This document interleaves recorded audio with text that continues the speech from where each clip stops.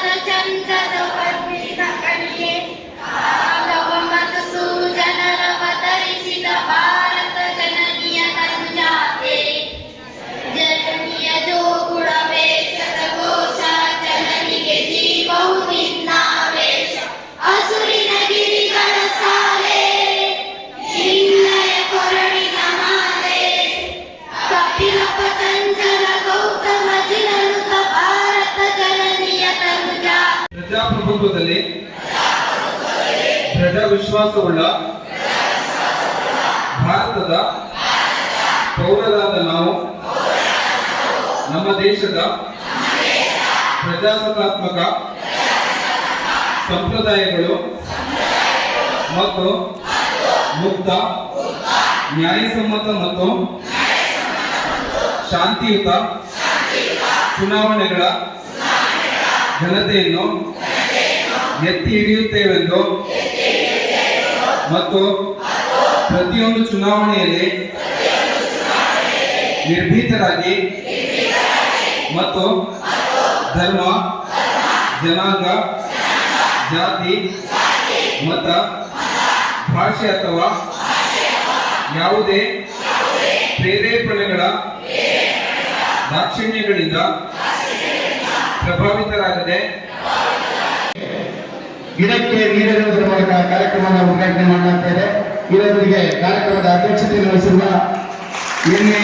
ತುಂಬಿ ಅಹಮದ್ ಸಾಹೇಬರು, ಮಾನ್ಯ ಕ್ಷೇತ್ರ ಶಿಕ್ಷಣಾಧಿಕಾರಿಗಳು, ಡಿ.ಪಿ. ಮೇಡಮ್ ಅವರು, ಅನಂತರಾಜ್ ಅವರು, ಸೋಮಶೇಖರ್ ಅವರು, ಶ್ರೀನಾಥ್ ಭಾಗವತ್ ಅವರು, ಎಚ್.ಕೆ. ನಂಜೇಗೌಡರು, ವೆಂಕಟೇಶ್ ಸಿ.ಜಿ. ಅವರು, ಸುನೀತಾ ಹಿರೇಮಠ್ ಅವರು, ಶಿವಪ್ಪ ಎಸ್.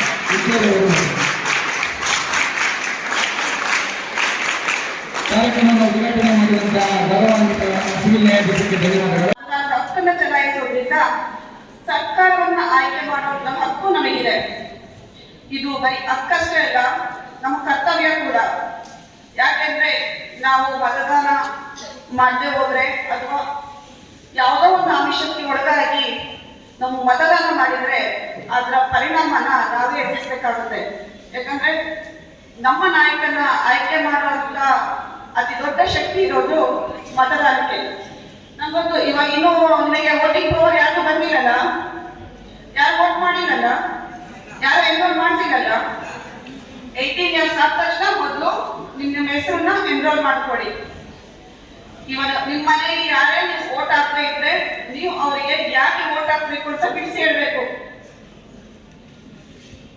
ನಿಮಗೆ ಸಮರ್ಥವಾದ ನಾಯಕ ಇದ್ರೆ ಮಾತ್ರ ನಮ್ಮ ಪ್ರಜಾಪ್ರಭುತ್ವ ಸಮರ್ಥವಾಗಿರುತ್ತೆ.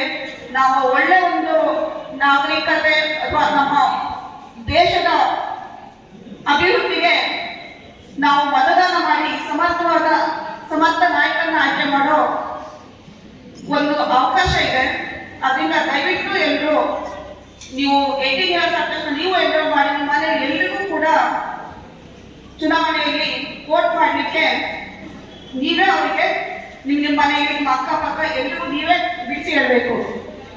ಈಗ ವೋಟರ್ಸ್ ಡೇ ಬಗ್ಗೆ ಎಲ್ಲರೂ ಕೂಡ ಮಾತಾಡ್ತಾರೆ. ಅದನ್ನ ಬಿಟ್ಟು ಒಂದೆರಡು ಮಾತಾಡೋಣ. ತಾಲೂಕು ಕಾನೂನುಗಳ ಸಂಘಟನಾ ಸಮಿತಿ, ವಕೀಲರ ಸಂಘ, ತಾಲೂಕು ಆಡಳಿತ, ಶಾಲಾ ಶಿಕ್ಷಣ ಇಲಾಖೆ ವತಿಯಿಂದ ಗೌರವಾನ್ವಿತ ನ್ಯಾಯಾಧೀಶರಿಗೆ ಸನ್ಮಾನವನ್ನು ನೀಡಲಾಗ್ತಾ ಇದೆ. ಜೋರಾಗಿ ಚಪ್ಪಾಳೆಯೊಂದಿಗೆ ಕಾರ್ಯಕ್ರಮವನ್ನು ಯಶಸ್ವಿಗೊಳಿಸಬೇಕಾಗುತ್ತದೆ.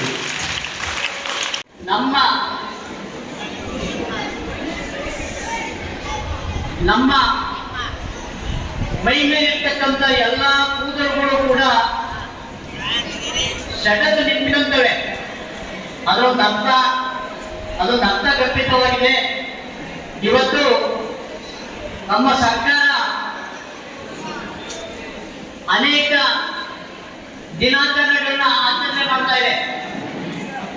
ಸ್ವಾತಂತ್ರ್ಯ ದಿನಾಚರಣೆ ಇರ್ಬೋದು, ಗಾಂಧಿ ಜಯಂತಿ ಇರ್ಬೋದು, ವಾಲ್ಮೀಕಿ ಜಯಂತಿ ಇರ್ಬೋದು, ಕೆಂಪೇಗೌಡ ಜಯಂತಿ ಇರ್ಬೋದು, ಬಸವ ಜಯಂತಿ ಇರ್ಬೋದು, ಕನಕ ಜಯಂತಿ ಇರ್ಬೋದು, ಇವೆಲ್ಲವೂ ಕೂಡ ಸರ್ಕಾರಿ ಕಾರ್ಯಕ್ರಮಗಳ ಅಡಿಯಲ್ಲಿ ಬರ್ತಾರೆ.